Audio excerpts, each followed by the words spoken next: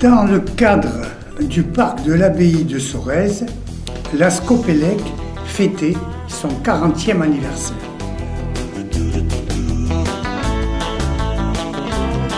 Pour la circonstance, des représentants d'autres scopes avaient fait le déplacement.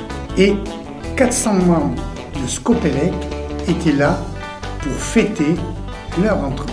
Nous avons profité de l'événement pour poser quelques questions à Jean-Luc Candelon.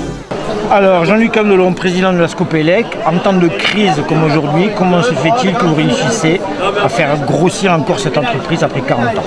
Tu peux refaire tout ce qu'on a fait depuis le secret. Je ne sais pas s'il y a un secret. On a quand même la chance d'être sur une filière qui est moins sinistrée que les autres. À savoir qu'on est dans le domaine des travaux publics, donc secteur éminemment difficile aujourd'hui, mais sur la filière des télécoms. Une filière qui malgré tout investit. Aujourd'hui, a priori, c'est une question d'aménagement du territoire. Donc on a une politique gouvernementale qui est véritablement établie aujourd'hui, qui est poussée par l'équipe en place. Des pouvoirs politiques locaux qui aussi jouent le jeu, une véritable stratégie. Il manque simplement de moyens, mais bon, l'État avec les fonds européens aussi essaie d'y remédier. Et puis les opérateurs de télécommunications, malgré tout, qui avaient pris des engagements il y a quelques années, sont obligés maintenant, enfin, sont rappelés à leurs obligations. Donc c'est en fait... conjonction de facteurs. Oui, il faut dire les choses, il n'y a pas de miracle. On a la chance d'être dans une filière qui investit. Ça reste malgré tout compliqué, parce que concurrentiel, parce qu'il y a une véritable pression sur les prix qui est exercée. Mais enfin, nous on y arrive. Alors on y arrive, je ne veux pas faire long, il y a quand même un autre paramètre, c'est qu'on a une problématique de taille critique. Je l'ai dit, si nous on n'avait pas cette dernière décennie pris les décisions qu'on a prises, c'est-à-dire investi de façon lourde au travers d'opérations de croissance externe, de façon à atteindre ce périmètre qui nous permet aujourd'hui de peser sur le marché, on serait dans la difficulté. D'accord. Alors au-delà de cette croissance externe qui a permis ce que tu viens d'exprimer, le statut coopératif pose parfois des problèmes dans une croissance externe peut-être un peu trop rapide. Et est-ce qu'il est encore possible d'être une entreprise de 2300 personnes aujourd'hui avec les valeurs du monde coopératif? C'est une vraie question. Moi je crois fondamentalement que oui. À condition qu'on ne se trompe pas quand on parle des valeurs. Moi je l'ai dit aussi aujourd'hui, ce qui nous différencie des entreprises dites traditionnelles, c'est notre attachement à l'homme, plutôt qu'au capital et plutôt qu'au rendement financier. C'est notre attachement au territoire, c'est mettre en œuvre une politique qui pérennise l'outil de travail. Moi j'ai l'habitude de dire aux gens, au-delà des clichés de la coopérative qui sont de dire tu vas participer aux grandes décisions, tu vas élire ton patron, tout ça, c'est des conneries, j'emploie un terme cru, mais à notre niveau c'est plus possible. Et voilà. Par contre, toutes nos décisions, toutes mes décisions au quotidien, toutes nos réflexions, elle est portée avec un objectif véritable qui est la pérennité de l'outil de travail et la pérennité des emplois. Moi, quand je recrute quelqu'un, quand c'est moi qui le reçois, je lui dis écoute, moi je peux t'assurer d'une chose, c'est que je ferai tout mon possible pour que si tu as envie de rester dans l'entreprise jusqu'à la fin de ta carrière, tu puisses y rester. Voilà.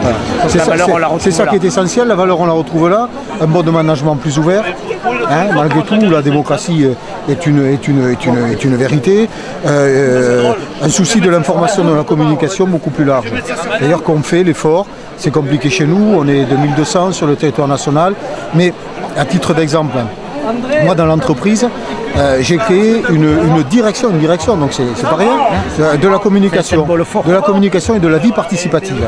C'est-à-dire qu'il y a un mec qui a en charge cet aspect-là de la chose, c'est-à-dire qui est là pour diffuser à l'intérieur du groupe, y compris dans les filiales qui ne sont pas coopératives, ces valeurs, cet état d'esprit, qui est chargé de communiquer, qui est chargé d'être attentif à ce que les décisions que l'on peut prendre, les décisions de gestion au quotidien, elles ne soient pas en contradiction avec nos valeurs. Il faut partager. Non mais plus que partager. C'est-à-dire qu'au quotidien on peut se planter, on peut prendre des décisions qui soient orientées essentiellement par le souci économique et qui peuvent être en décalage avec ce que l'on souhaite porter au travers de nos valeurs. Et donc on peut ne pas s'en apercevoir. Lui est là pour dire à un certain moment, attendez, là vous vous plantez. Si on prend cette décision, on sort du chemin. Voilà. Donc ça c'est bon, ça c'est important. Après, vivre le statut coopératif sur un groupe de 2000 personnes, évidemment c'est plus compliqué que quand on est une petite équipe. Moi j'ai connu la petite équipe Scopelec où on était une quinzaine, où on refaisait le monde tous les samedis matin à l'apéro. Et où on partageait bon, effectivement toutes les décisions. C'est aujourd'hui l'anniversaire de Scopelec, 40 ans d'activité, un exemple pour tout le monde coopératif. Quels sont pour toi les meilleurs temps forts de ces 40 ans et les périodes les plus compliquées? Alors, bon, il y a plein de moments, de moments de joie et puis de moments difficiles, hein, parce que il y a eu un moment très compliqué, hein, je l'ai dit, c'est quand à la fin des années 80 on a traversé une période très compliquée qui nous a mis quasiment au tapis. On a failli ne pas s'en relever. Il a fallu là vraiment se remonter les manches, c'était pas un problème, mais faire preuve de beaucoup de courage et d'abnégation, de conviction, enfin convaincre véritablement autour de nous, en interne et autour de nous. Donc ça a été un moment, mais comme dans tout échec d'entreprise et qui est dans la difficulté à un moment, sauf que nous, en même temps, on souhaitait garder notre statut coopératif. On vivait un échec dans un contexte coopératif, on souhaitait garder ce statut, donc ça a été éminemment compliqué. Moi, ça a duré combien ça a duré 4-5 ans. Voilà, c'était très compliqué, on s'en est sorti. Donc une des joies, c'est de s'en être sorti assez rapidement et d'avoir pu finalement donc à la fois rebondir, mais décliner assez rapidement une stratégie, une politique et se donner les moyens de la poursuivre. Des moments compliqués aussi, c'est par rapport à notre statut, on en parlait, par rapport à la recherche de financement. Quand tous les jours, moi je suis obligé de convaincre parce que je n'ai pas accès au financement que mes collègues, que mes confrères, voilà, classique. Donc c'est compliqué. C'est compliqué de convaincre en permanence qu'une coopérative comme la nôtre a besoin de se financer sur le long terme, etc. Bon voilà. Puis il y a plein de succès, quoi. Je veux dire, au quotidien, bon, c'est les affaires que l'on remporte, c'est des soirées comme aujourd'hui qui réunissent 400, 500 personnes, c'est quand même le succès de l'entreprise. Ça fait plaisir. Ça fait plaisir malgré tout. Bon, voilà, moi Donc l'horizon aujourd'hui est dégagé pour Scopelec?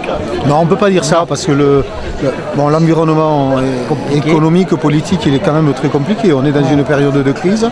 Moi, je le disais, on est plutôt dans une filière favorable à l'investissement. Aujourd'hui, malgré tout, ça reste très compliqué.